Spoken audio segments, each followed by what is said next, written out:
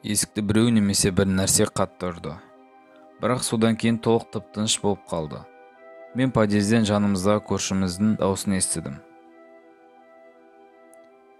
Ол есікті ашуымды өтініп тостырап келгенін айтты.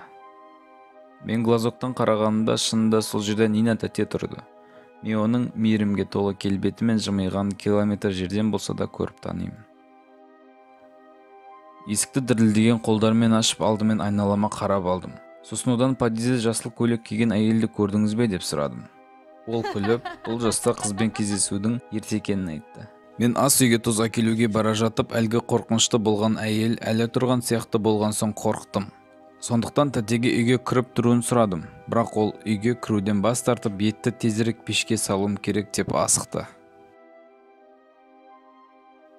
Мен тұзды алып есікке қайта оралғанымда онда ешкім болған жоқ.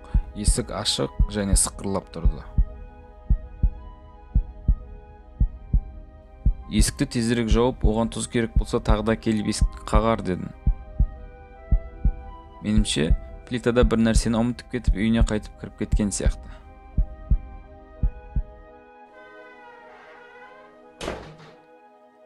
Қорқыныш аздап азая бастады. Мен ас үйге тұзды орнына қою үшін бардым. Ас үйге жақындағанда қара түсті бейнені көрдім. Басында маған бұл елестеп кетті деп ойладым, бірақ жоқ.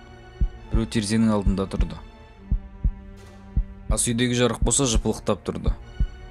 Мен қатты қорқып тіпті орнымнан қозғала алмай қалдым. Киіміне қарағанда бұл Нина тәтем екенін түсіндім, бірақ ол терезеге қарап үнсіз тұрды. Басқа адамдардың терезесіне қарағанды ұнатасың ба? Мені суық тер басып денемді қорқыныш биледі. Мен тек подъезге немесе жатын бөлмеге жүгіргім келді. Өйткені ол мені жұқа және суық қолдармен ұстап алды. Бірақ мен жұлқынып босатылып шығып, ең жақын бөлмеге, жатын бөлмеге жүгірдім. Мен бөлмені жауып алдым. Ол ішке кіргісі келіп ұрып жатты. Осының бәрі бірден тоқтап қалуын өтініп, мұның бәрі түсім болса екен деп тіледім. Сосын кенеттен үнсіздік болды. Дәлізде біздің пәтерге біреудің кіріп келе жатқан дауысы естілді. Бұл анам ғой, анам жұмыстан келді. Мен құтқарылдым. Көзіме жас толы күйде оған қарай жүгірдім, ештеңе айта алмадым. Ол мені құшақтап, сен неге дірілдеп жылап жатсың деп не болғанын сұрады. Мен жай ғана иығына жаттым да қатты қорыққаннан бір сөз де айта алмадым.